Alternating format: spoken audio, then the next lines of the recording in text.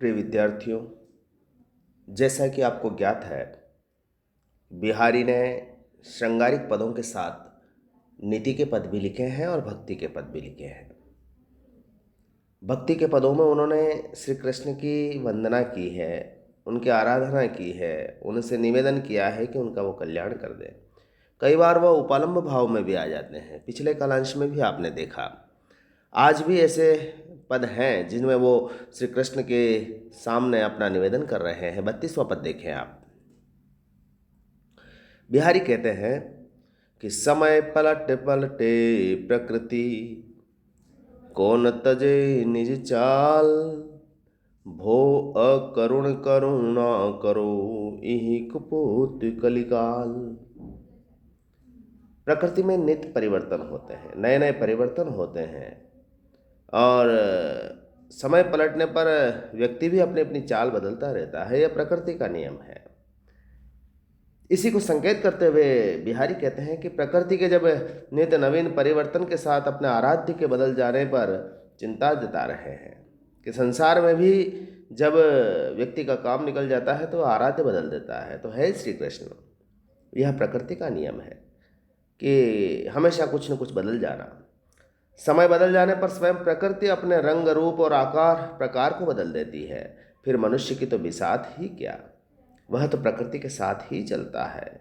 अतः उसका स्वभाव से बदल जाना भी स्वाभाविक है। ऐसा लगता है कि भो अकरुण करुणा करो, यही कपूत कलिकाल। प्रकृति के परिवर्तन का प्रभाव भी शायद हे कृष्ण आप पर पड़ गया है। इसी कारण घोर कलिकाल में आकर भी तुमने अपनी मोक्ष गति देने की मर्यादा छोड़ दी है।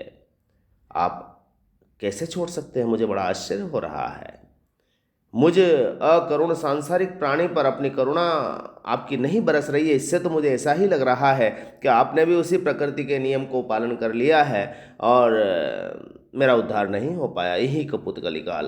तो इसीलिए समय के साथ साथ मनुष्य का स्वभाव बदलता है, अपनी चाल छोड़ देता है। तो यहाँ उपालंब भाव से एक तरह से व्याज स्तुति भी है कि वह कृष्ण के उस स्वभाव को याद दिला रहा है जिसने उन्होंने अपने भक्तों का कल्याण किया है।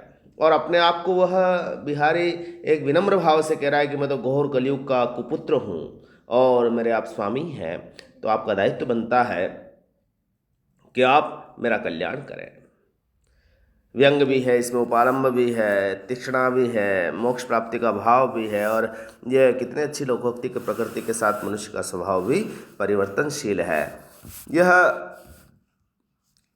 बिहारी की बहुज्ञता को ज्ञापित करता है। दूसरा पद देखें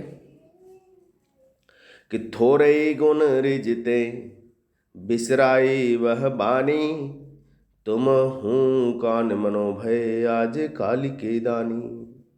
आजकाल के दान एक तरह से व्यंग्य भी है। और आजकल के दानवीर जो हैं वो थोड़ा सा दान दे करके अपनी यश और विरुदावलियाँ चाहते हैं। इसी बात को व्यंग्य करते हुए कृष्ण से उपालंब भाव में ही अपनी बात कह रहा है और तुलना कर रहा है आजकल के दानियों से कि वह भी आजकल के दानियों की भांति थोड़े से गुणों पर रीझ कर भक्त का कल्याण कर देते हैं। कवि लिखता है कि हे कृष्ण, तुम आजकल किसी भक्त की थोड़ी सी भक्ति भावना पर भी रीझ जाते हो, उसका कल्याण कर देते हो। तुम शायद अपनी मर्यादा भूल रहे हो। पहले कोई भक्त लंबी साधना करता था, तभी तुम उसका कल्याण किया करते हैं, लेकिन आजकल तो दिखावटी भक्तों की तुच्छ भक्ति पर भी रीझ कर तुम उसे मोक्ष प्रदान कर देते हो। ये बिल्कुल ठीक नहीं है, ये अनुचित है और ये आपकी मर्यादा के विपरीत है। थोड़े ही गुण रीझते बिसराई वह बानी, तुम हुई कान मनो भय, आजकल के दानवीर भी ऐसा ही होता है। तुम्हारी इस रीझने की और मोक्ष गति देने की भावना देखकर ऐसा लगता है कि तुम भी आजकल के दानी महात्मा हो गए हो, उनकी तुम्हें हवा लग गई है। जैसे आजकल के दानी दान तो कम देते हैं और घिनाते ज़्यादा है, ठीक वैसे ही हे स्वामी, तुम भी कल्याण कम भक्तों का करते हो लेकिन घिनाते अधिक हो। भावार्थ यह है कि आजकल के दानी हो तो कृष्ण, तो मेरा भी उद्धार करो, क्योंकि मुझ में तो तुम्हारे दूसरे भक्तों की अपेक्षा ज़्यादा गुण और भक्ति है। तो बिहारी ने बड़े संकेतों में वर्तमान परिदृश्य का भी रेखांकन कर दिया और अपनी बात भी कृष्ण को पहुंचा दी है। तीसरा कि बंधु भय का दिन के कोतरो रघुराई, टूटे टूटे फिरते हो झूठे विरुद्ध कहाई। कृष्ण की राम के दीन बंधु रूप में कवि ने आराधना की है। कृष्ण तो है लेकिन रघुराई शब्द कहकर उन्हें संबोधित करता है कि हे श्री कृष्ण रूपी राम, तुम दीन बंधु कहलाते हो, लेकिन आज दिन तक तुमने किस गरीब का उद्धार किया, किसकी सहायता की? लोग झूठे हैं इसलिए झूठ मूठ ही तुम्हें दीन बंधु कहते हैं। दीन बंधु भय का दीन के कोतरे और गुराई, टूटे टूटे फिरत हो झूठे झूठी विरुद्धावलियां तुम्हारी। यहाँ एक तरह से कृष्ण से अनन्य प्रेम है बिहारी का। वह उन्हें आमंत्रण दे रहे हैं, उनकी निंदा के बहाने उन्हें एक तरह से उपालंब भी दे रहे हैं, व्यंग भी दे रहे हैं और उन्हें उकसा भी रहे हैं कि आप मेरा तो कल्याण करो तब मालूम पड़े मुझे। तुम्हारी गुण गाथा गाते हैं और इस सम्मान को पाकर भी तुम फूले नहीं समाते हो। अगर तुम वास्तव में दीन बंधु हो तो आकर मेरा उद्धार करो, मैं मान जाऊंगा, क्योंकि मैं गरीब भी हूँ और मेरे से ज़्यादा विपन्न कोई नहीं है। इसलिए आप दीन बंधु सार्थकता तभी होगी कि जब मेरे जैसे गरीब का कल्याण करो। तो यहाँ व्यंग और वक्रोक्ति के माध्यम से अपनी गति सुधारना चाहता है और दीन बंधु नाम को सार्थक कर रहा है। तो साहित्यिक ब्रज भाषा में बड़े अच्छे शब्दों के साथ कबीर की बिहारी की जो ये भक्ति विद्यति है आप देखने लायक है। तो महु कान मनोभय उत्प्रेक्ष अलंकार इसमें दिख रहा है। टूटे टूटे फिरत हो झूठे विरुद्ध, ये लोकोक्ति यहाँ पर आई है। आगे देखें आप। तो बलिए भलिए बनी नागर नंद किशोर, जो तुम निके के लक्ष्यो मोकरनी की ओर। ये जो कृष्ण की लुभावनी और भोली मूर्त पर कवि न्योछावर होना चाहता है। वह अपना आराध्य की ओर आकर्षित करने का प्रयास करता है और कहता है कि हे नंद किशोर, हे नटवरनागर, मैं रात दिन तुम्हारी भक्ति करता रहता और तुम्हारी भली मूर्त बनाकर अपने हृदय में बसाना चाहता हूँ।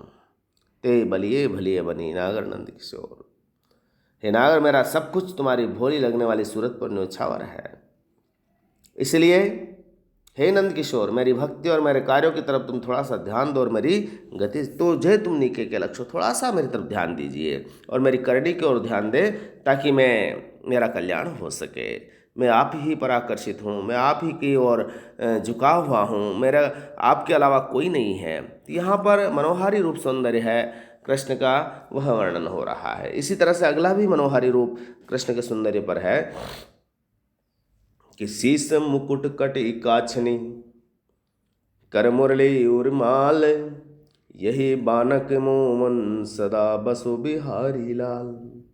सिर पर मोर मुकुट, कमर में काछनी यानी पीला वस्त्र पीताम्बर, कर मुरली मतलब हाथ में मुरली और हृदय पर वन पुष्पों की माला, उर्माल मतलब वन पुष्पों की माला धारण किए हुए कृष्ण की जो आकर्षक मनोहारी छवि है वो बिहारी अपने हृदय में बसाना चाहते हैं।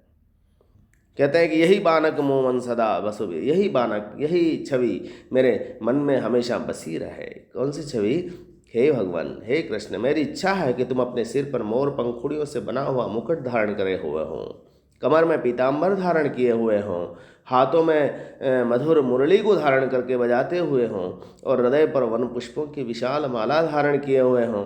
मेरे मन में बस जाओ ताकि मैं बिहारी लाल तुम्हारी आराधना कर सकूं, मेरी गति सुधर जाए और मेरा कल्याण हो जाए। तो यहाँ आप देख सकते हैं कि उनका जो मनोहारी रूप है, मोर मुकुट कटि काछनी कर मुरली उर्माल, ये बड़ा सुंदर है। आगे वो कहते हैं कि जो होवे त्यों होंगो हूँ हरि अपनी चाल, हट न करो अति कठिन है मोतारी बहु गोपाल। कृष्ण से एक तरह से झगड़ रहे हैं।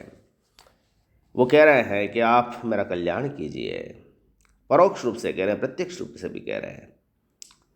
तुम चाहे लाख प्रयास कर लो लेकिन मेरा तुम्हारे हाथों मोक्ष नहीं होने वाला है। चुनौती दे रहे हैं, जो वे हों त्यों होंगो हों हरि अपनी चाल, क्योंकि मैं जैसा हूँ विषय वासना और पाप कर्म में डूबा हुआ हूँ वैसा ही रहूँगा। मैं अपनी चाल ढाल और आचार विचार और गति बदलने वाला नहीं हूँ। जो होवे त्यों होंगो हों हरि अपनी चाल, मेरा जैसा हूँ वैसे ही रहने वाला हूँ। और हट न करो, इसलिए हे कृष्ण, यदि आप मेरा उद्धार करने के ठान ही चुके हो तो आप जिद मत करो, क्योंकि मुँह तारी वो गोपाल, आप मेरे का उद्धार नहीं कर पाओगे, यानी आप मेरा कल्याण नहीं कर पाओगे, क्योंकि मैं तो महापापी हूँ और इस संसार में अपनी आदतें छोड़ भी नहीं पा रहा हूँ और नीच कर्मों में लीन हूँ। और इसीलिए यहाँ पर एक देखिए आप, उनका गुण कथन भी है, हठ भी है, एक तरह से भगवान से एक भक्त किस तरह से जिद करता है और फिर उन्हें चुनौती भी देता है, तो अपने आप ही उनका कल्याण हो सकता है। यहाँ पर बड़े सुंदर मनोहारी पद और एक तरह से दृश्य बिंब उपस्थित करने वाला पद है। आज के पाठ्यक्रम का, आपके पाठ्यक्रम का अंतिम पद देखें कि अपने अपने मत लगे बादी मचावत शोर, जो जो सबको से वो एके नंद किशोर। अपने अपने मत लगे बादी मचावत शोर। ईश्वर भक्ति के जो विभिन्न वाद हैं उनका खंडन करते हुए कवि कह रहे हैं कि आप केवल एकमात्र कृष्ण की भक्ति करें, और कहते हैं कि है सज्जनों, है भक्तों, तुम अपने अपने मतों के अनुसार अपने अपने भगवान को श्रेष्ठ सिद्ध करने में लगे हुए हो। तुम अपने अपने वादों के लिए शोर मचा रहे हो, तुम जैसे तैसे करके अपने ईश्वर की सेवा कर पा रहे हो।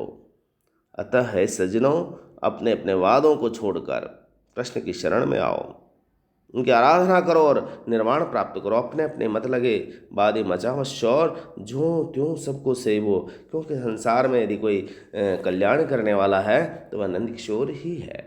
तो यहाँ देखिए आपने इन पदों में नंद किशोर, गोपाल, बिहारी लाल अनेक विशेषण आए हैं। भक्ति, निर्वेद, अभिलाषा, गुण कथन, स्मृति, हठ, त्याग जैसे भावानुभाव भी यहाँ पर समाहित हैं। छोटे छोटे पदों में कैसे गागर में सागर भरा है और किस तरह से अपनी कल्पना की समाहार शक्ति का प्रयोग करते हुए चमत्कार मूलक अर्थ की सृष्टि की है, बिहारी के इन पदों में देखा जा सकता है।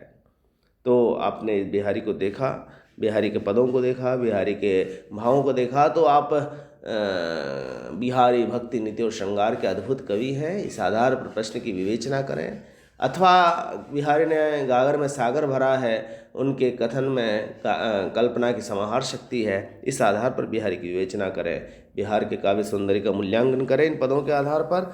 आज बस इतना ही, बहुत बहुत धन्यवाद।